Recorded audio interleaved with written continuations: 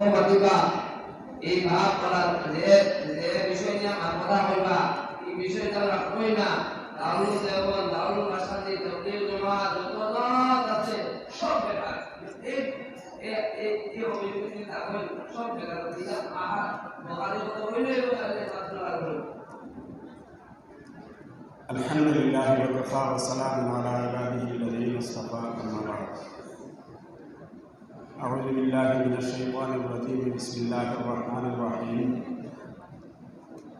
আল-ইয়াওমা আকমালতু লাকুম দীনাকুম ওয়া আতমামতু আলাইকুম নি'মাতি ওয়া রাদিতু লাকুমুল ইসলামা দীনান। সাদাকাল্লাহু মাওলানাল আযীম।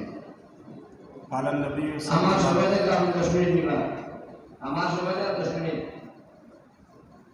قال النبي صلى الله عليه وسلم سيكون في أمتي كذابون ثلاث كلهم يزعم أنه نبي وأنا خاتم النبيين لا نبي بعدي أو كما قال عليه الصلاة والسلام। পরম শ্রদ্ধাভাজন আজকের এই ঐতিহাসিক জনসমাবেশের সভাপতি সহ দারুল উলুম মাসকান্দি শেখুল জামিয়া, আমার পীর মুর্শিদ উত্তর ভারতের মহামান্য আমির শরীয়ত হযরত সাহেবজাদা মাহতারাম, মঞ্চে উপবিষ্ট আসাম রাজ্যের জমিয়ত উলামার সম্মানিত সভাপতি, দারুল উলুম দেওবন্দ এবং দারুল উলুম মাসকান্দির মজলিসে শূরার অন্যতম সদস্য হযরত মাওলানা বদরুদ্দিন আজমল কাসিমি সাহেব, অন্যান্য বরেণ্য ব্যক্তিবর্গ, সবাই এখানে সম্মানিত ব্যক্তি, সবার নাম নিতে গেলে সময় নষ্ট হবে। বিশেষ করে আমিও সম্বোধন করতে চাইছি আজকের এই সভায়, এই মঞ্চে আমার সৌভাগ্যবশত আমার 2-3 জন সম্মানিত আসাদিয়া উস্তাদ মাহতারাম এখানে তশরিফ ফরমা আছেন, যাদের ভিতর ধুলার বরকতে আজকে এই মহাসমাবেশে আমাকে দুটো বাক্য বলার সুযোগ্যতা আল্লাহ রাব্বুল ইজ্জত দিয়েছেন। ওনাদের কাছে আমি দোয়া চাইব, বিশেষ করে আমার পীর মুর্শিদ যে বিষয়টা সম্পর্কে আমাকে বলার জন্য আদেশ দিয়েছেন সে সম্পর্কে আমি যেন উপযুক্ত কথাগুলো বলতে পারি তার জন্য দোয়া প্রার্থনা করব। মঞ্চে আজকের এই সভায় উপস্থিত সম্মানিত সুধীমণ্ডলী এবং বিশেষ করে এই মঞ্চে ওই সমস্ত আমার প্রিয় ছাত্রবন্ধু যারা আজকের বুখারী খতমের দোয়ার পরে দেশ, সমাজ, জাতি এবং মিল্লতের প্রতি এক বড় দায়িত্ব নিজের কাঁধে নিয়ে এখান থেকে যাবেন, তাদেরও আমি বিশেষ করে দৃষ্টি আকর্ষণ করতে চাই। হযরত আমাকে যে বিষয়টা সম্পর্কে বলতে আদেশ করেছেন সেই বিষয়ের পটভূমি হিসাবে আমি 2-3 মিনিটের মধ্যে কিছু কথা বলতে চাইব। আর সেই কথাগুলো হয়েছে দারুল উলুম মাসকান্দিকে কেন্দ্র করে। 31 মার্চ 1864 সালে দারুল উলুম দেওবন্দের ভিত্তি রাখা হয়েছিল। আর সেই ভিত্তি রেখেছিলেন আল্লাহ পাক রব্বুল ইজ্জতের 5 জন প্রিয় বান্দা, হযরত মাওলানা কাসিম নানাতুরি রহমতুল্লাহ আলাইহি, মাওলানা ফজলুর রহমান উসমানী, সৈয়দ আবিদ হুসাইন, মাহতাব আলী, জুলফিকার আলী দেওবন্দ।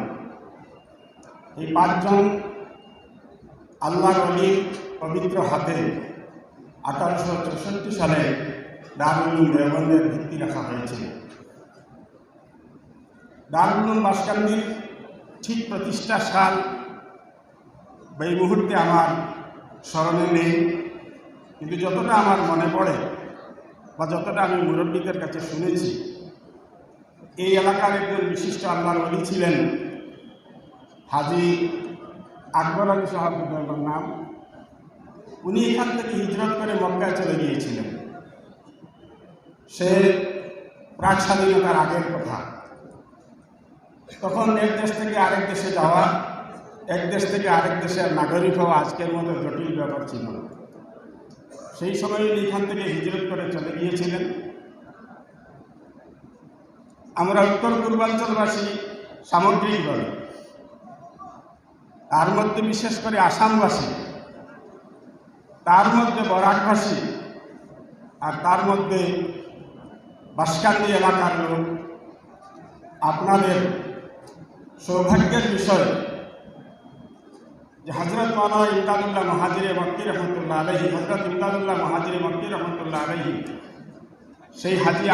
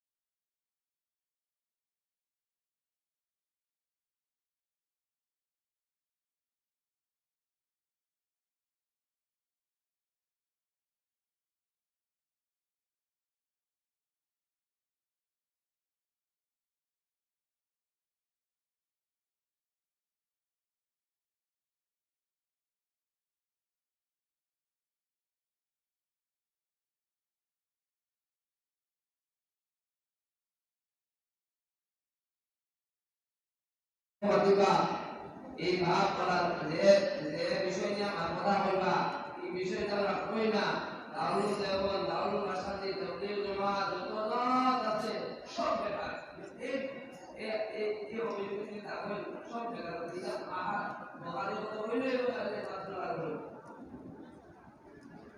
আলহামদুলিল্লাহ ওয়া কাফা ওয়া সালামুন আলা ইবাদিহি আল্লাযীনা ইসতাফা আম্মা বা'দ আউযু বিল্লাহি মিনাশ শাইতানির রাজীম বিসমিল্লাহির রাহমানির রাহিম اليوم أكملت لكم دينكم وأتممت عليكم نعمتي ورضيت لكم الإسلام دينا صدق الله مولانا العظيم قال النبي صلى الله عليه وسلم قال النبي صلى الله عليه وسلم سيكون في أمتي كذابون ثلاث كلهم يزعم أنه نبي وأنا خاتم النبيين لا نبي بعدي أو كما قال عليه الصلاة والسلام পরম শ্রদ্ধাভাজন আজকের এই ঐতিহাসিক জনসমাবেশের সভাপতি ফাহাদ দারুল মাসকান্দি শেখুল জামিয়া আমার পীর মুর্শিদ উত্তর ভারতের মহামান্য আমির শরীয়ত হযরত সাহেবজাদা মাহতারাম মঞ্চে উপবিষ্ট আসাম রাজ্যের জমিয়ত উলামা সম্মানিত সভাপতি দারুল দেওবন্দ এবং দারুল মাসকান্দির মজলিসে শূরার অন্যতম সদস্য হযরত মাওলানা বদরুদ্দিন আজমল কাসিমি সাহেব, অন্যান্য বরেণ্য ব্যক্তিবর্গ, সবাই এখানে সম্মানিত ব্যক্তি, সবার নাম নিতে গেলে সময় নষ্ট হবে। বিশেষ করে আমিও সম্বোধন করতে চাইছি আজকের এই সভায়, এই মঞ্চে আমার সৌভাগ্যবশত আমার 2-3 জন সম্মানিত আসাদিয়া উস্তাদ মাহতারাম এখানে তশরিফ ফরমা আছেন, যাদের ভিতর ধুলার বরকতে আজকে এই মহাসমাবেশে আমাকে দুটো বাক্য বলার সুযোগ্যতা আল্লাহ রাব্বুল ইজ্জত দিয়েছেন। ওনাদের কাছে আমি দোয়া চাইব, বিশেষ করে আমার পীর মুর্শিদ যে বিষয়টা সম্পর্কে আমাকে বলার জন্য আদেশ দিয়েছেন সে সম্পর্কে আমি যেন উপযুক্ত কথাগুলো বলতে পারি তার জন্য দোয়া প্রার্থনা করব। মঞ্চে আজকের এই সভায় উপস্থিত সম্মানিত সুধীমণ্ডলী এবং বিশেষ করে এই মঞ্চে ওই সমস্ত আমার প্রিয় ছাত্রবন্ধু যারা আজকের বুখারী খতমের দোয়ার পরে দেশ, সমাজ, জাতি এবং মিল্লতের প্রতি এক বড় দায়িত্ব নিজের কাঁধে নিয়ে এখান থেকে যাবেন, তাদেরও আমি বিশেষ করে দৃষ্টি আকর্ষণ করতে চাই। হযরত আমাকে যে বিষয়টা সম্পর্কে বলতে আদেশ করেছেন সেই বিষয়ের পটভূমি হিসাবে আমি 2-3 মিনিটের মধ্যে কিছু কথা বলতে চাইব। আর সেই কথাগুলো হয়েছে দারুল উলুম মাসকান্দিকে কেন্দ্র করে। 31 মার্চ 1864 সালে দারুল উলুম দেওবন্দের ভিত্তি রাখা হয়েছিল। আর সেই ভিত্তি রেখেছিলেন আল্লাহ পাক রব্বুল ইজ্জতের 5 জন প্রিয় বান্দা, হযরত মাওলানা কাসিম নানাতুরি রহমতুল্লাহ আলাইহি, মাওলানা ফজলুর রহমান উসমানী, সৈয়দ আবিদ হুসাইন, মাহতাব আলী, জুলফিকার আলী দেওবন্দ। এই 5 জন আল্লাহর ওলির পবিত্র হাতে 1864 সালে দারুল উলুম দেওবন্দের ভিত্তি রাখা হয়েছিল। দারুল উলুম মাসকান্দির ঠিক প্রতিষ্ঠা সাল এই মুহূর্তে আমার স্মরণে নেই, কিন্তু যতটা আমার মনে পড়ে বা যতটা আমি মুরব্বীদের কাছে শুনেছি, এই এলাকার একজন বিশিষ্ট আল্লাহর ওলি ছিলেন হাজী আকবর আলী সাহেব নাম। উনি এখান থেকে হিজরত করে মক্কায় চলে গিয়েছিলেন। সে প্রাক স্বাধীনতার আগের কথা। তখন এক দেশ থেকে আরেক দেশে যাওয়া, এক দেশ থেকে আরেক দেশের নাগরিক হওয়া আজকের মতো জটিল ব্যাপার ছিল। সেই সময় উনি এখান থেকে হিজরত করে চলে গিয়েছিলেন। আমরা উত্তর পূর্বাঞ্চলবাসী সামগ্রিকভাবে, তার মধ্যে বিশেষ করে আসামবাসী, তার মধ্যে বরাকবাসী আর তার মধ্যে বাঁশকান্দি এলাকার লোক। আপনাদের সৌভাগ্যের বিষয় যে হজরত মাওলানা ইমদাদুল্লাহ মুহাজিরে মক্কি রহমতুল্লাহ আলাইহি, হজরত ইমদাদুল্লাহ মুহাজিরে মক্কি রহমতুল্লাহ আলাইহি সেই হাজি আকবর আলী সাহেবকে ওখান থেকে পাঠিয়ে দিয়েছিলেন যে তুমি মক্কায় না, তোমার বাড়িতে যাও এবং সেখানে গিয়ে একটা মাদ্রাসা প্রতিষ্ঠা করো। সেই মাদ্রাসা প্রতিষ্ঠা হওয়ার পরে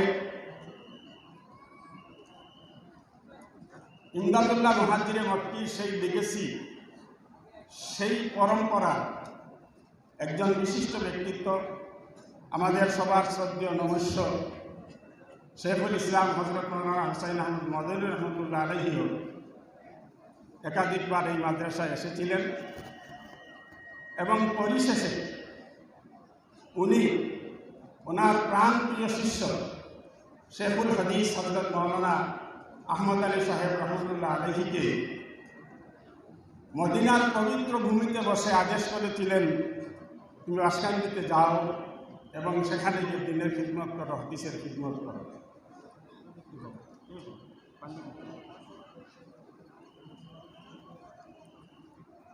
সেই হিসাবে 1954 সালে 1954 হজরত মাওলানা আহমদ আলী সাহেব রহমতুল্লাহ আলাইহি এখানে এসেছিলেন। কিন্তু এই সমস্ত বাহ্যিক যেটা পরম্পরা, বাহ্যিক যেটা লিগেসি, যেটা ক্রম, যেটা তার চাইতে বড় বিষয়টা হলো এই মাদ্রাসা এখানে যে শুরু হয়েছিল পবিত্র মক্কা ভূমি থেকে, তার মধ্যে আল্লাহ তাবারক ওয়া তাআলার একটি বিশেষ অনুগ্রহ রয়েছে। তো তার একটা প্রমাণ আমি আপনাদের সম্মুখে এই মুহূর্তে ব্যক্ত করতে চাইছি, যেটা মনে করতেছে আমার। আমি যখন দারুল উলুম বাঁশকান্দিতে পড়তাম, তদানীন্তন দারুল উলুম বাঁশকান্দির মুফতি আজম হজরত মাওলানা বশির আহমদ রহমতুল্লাহ আলাইহি, আল্লাহর প্যারা হয়ে গেছেন, হুজাইর লোক ছিলেন।